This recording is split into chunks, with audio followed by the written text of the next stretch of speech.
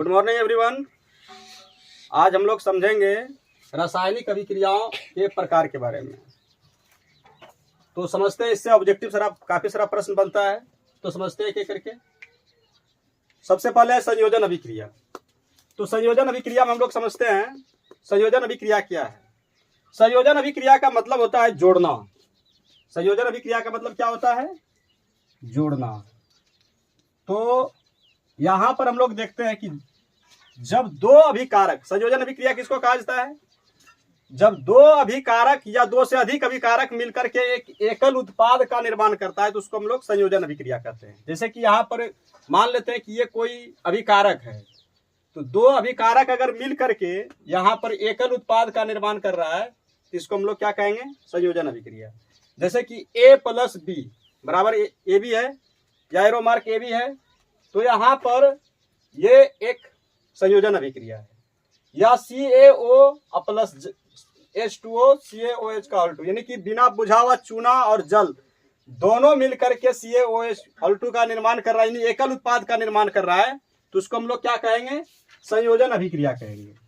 तो ये अगर पूछ दिया जाएगा इस प्रकार का कि दो को मिल करके एक, देखना कि अगर एकल उत्पाद का निर्माण हो रहा है तो हम लोग उसमें कह देंगे कि संयोजन अभिक्रिया है। कोई भी इक्वेशन पूछ दिया जाता है कि ये कौन सी अभिक्रिया है, तो हम लोग ये कहेंगे कि संयोजन अभिक्रिया है जब एकल उत्पाद का निर्माण होगा तब। उसी प्रकार से आ जाते हैं वियोजन अभिक्रिया में। वियोजन अभिक्रिया को हम लोग जस्ट इसका उल्टा मान सकते हैं, यानी कि तोड़ना। इसमें क्या होता है कि जब एकल उत्पाद या एकल अभिकारक टूट करके विभिन्न भागों में टूट जाते हैं, है ना, अलग अलग छोटे छोटे टुकड़ों में टूट जाते हैं। जैसे कि ये एकल अभिकारक मान लेते हैं, ये है। जब एकल अभिकारक छोटे छोटे उत्पादों में टूट जाते हैं तो उसको हम लोग वियोजन अभिक्रिया कहते हैं। जस्ट इसका उल्टा होता है। जैसे कि ए बी कोई मान लेते हैं कि उत्पाद है, तो ये छोटे छोटे टुकड़ा में टूट गया A प्लस बी, तो ये हम इसको मान लेंगे कि ये वियोजन अभिक्रिया है। जैसे कि CaCO3 है, ये एक संगमरमर का सूत्र है। संगमरमर को जब हम लोग उसमें दे करके तोड़ते हैं तो ये CaO और CO2 में टूट करके विखंडित हो जाते हैं, यानी कि इसको हम लोग कह सकते हैं कि वियोजन अभिक्रिया है। अगर ये इस प्रकार का इक्वेशन दे दिया जाएगा कि CaCO3 arrow mark CaO plus CO2, ये कैसी अभिक्रिया है, तो हम लोग कह सकते हैं कि ये कौन सी अभिक्रिया है? वियोजन अभिक्रिया है। अब आ जाते हैं विस्थापन अभिक्रिया में। इसमें बहुत सारा विद्यार्थी कंफ्यूज कर जाते हैं, इसको ठीक से समझते हैं हम लोग। विस्थापन अभिक्रिया क्या है एक्चुअली में? विस्थापन अभिक्रिया में क्या है कि जैसे कि मान के चलो कि ये A plus BC arrow mark AC plus B, यानी कि इसमें कोई अभिकारक जो है वो किसी को विस्थापित कर देते हैं। जैसे कि यहाँ पर A जो है यहाँ पर B को विस्थापित कर देते हैं, तो यहाँ इसके जगह पर क्या हो जाएगा? AC हो जाएगा और B को हटा दिया जाएगा। विस्थापित करने का मतलब क्या है? हटा देना एक दूसरे को। तो ये B क्या कर रहा है, यानी A क्या कर रहा है? B को हटा करके उसके जगह पर एडजस्ट हो जाता है, तो ये हो जाएगा विस्थापन अभिक्रिया। जैसे कि एक तो एग्जांपल लेते हैं, जैसे कि ये ApCuSO कॉपर सल्फेट का ये सूत्र है, ये फेरस सल्फेट है और प्लस Cu। तो यहाँ पर क्या हो रहा है कि ये FeCu को जो है विस्थापित कर रहे हैं। FeCu को क्या कर रहे हैं?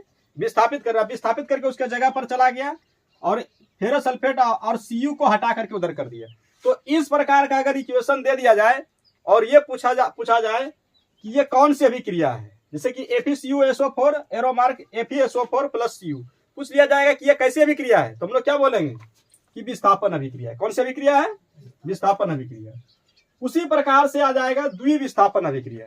द्विविस्थापन अभिक्रिया में डबल विस्थापन होता है। जैसे कि यहाँ पर Na2SO4 plus BsCl2 BsSO4 plus 2NaCl, ये कोई इक्वेशन है, इसमें डबल जो है विस्थापन हुआ है। जैसे कि यहाँ पर देख लिया जाए, ये Ba जो है Na के जगह पर चला आया है। Ba किसके जगह पर चला आया है? Na के जगह पर, यानी कि BaSO4, और इसके बाद Na2 जो है ये विस्थापित होकर के चला गया है, यहां पर लिख देते हैं इसे, ये Na जो है इस पर चला गया इसके पास, तो 2NaCl बन गया। यानी कि ये विस्थापित होकर के गया इसके जगह पर, इसको हटा करके इसके जगह पर, ये चला गया हटा करके उसके जगह पर। तो जब डबल आदान प्रदान देखा जाए इक्वेशन में, चाहे कैसा भी समीकरण रहे, अगर डबल उल्टा फेरी देखा जाए तो समझ लेना कि वहां पर वो द्विविस्थापन है। विस्थापन नहीं केवल, जिसमें केवल एक विस्थापित हो तो उसको हम लोग कह देंगे कि ये विस्थापन अभिक्रिया है।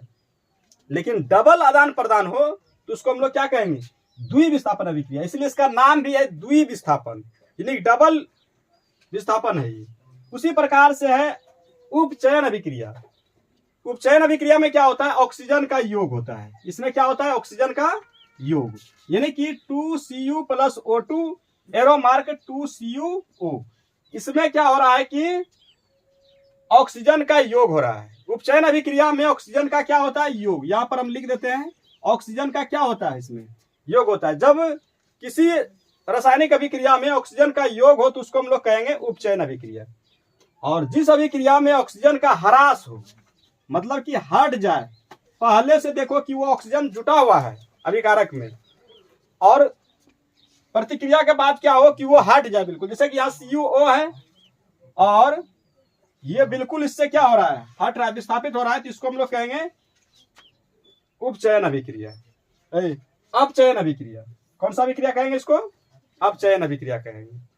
तो इस प्रकार से हम लोग देखें 6 अभिक्रिया, और अब बचा है उष्माक्षेपी और उष्माशोषी अभिक्रिया।